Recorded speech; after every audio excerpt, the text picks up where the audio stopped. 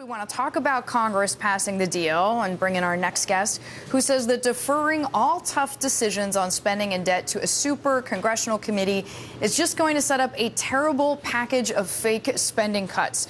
Dan Mitchell is senior fellow at the Cato Institute. He is one of the nation's leading experts on the flat tax. He has also been a leading international voice in the fight to preserve tax competition. Dan, so glad you're with us this morning.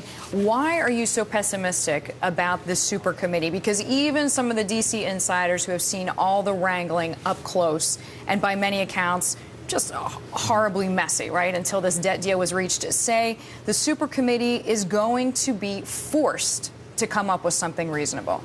In theory, if you look at the law, they're going to have to come up with 1.2 to 1.5 trillion.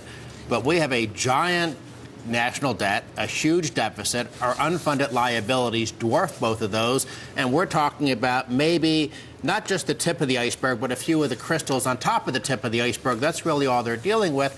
But even that overstates whether or not we should have any optimism, because this is all about politics right now, where the Democrats want to sort of trick Republicans into a tax increase trap. The Republicans, of course, have their own political agenda in all this.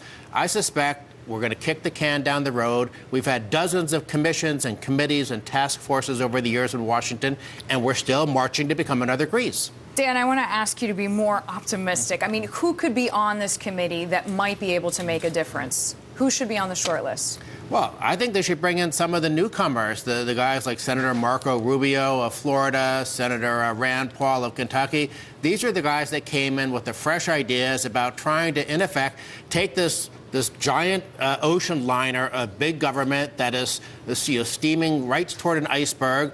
We know that our long-term demographics and the entitlement programs are going to make us Greece. And some of these guys are saying, yes, we want to make some changes.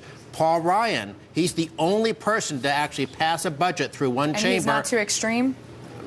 Paul Ryan is someone who's saying that we want to go ahead and get our fiscal house in order. His budget, which some have called extreme, would have let government spending increase by an average of 2.6% a year.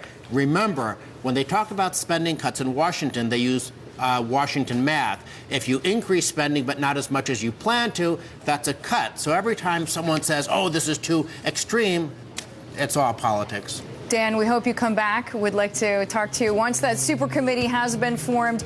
Dan Mitchell from the Cato Institute joining us here. We're back in just a moment.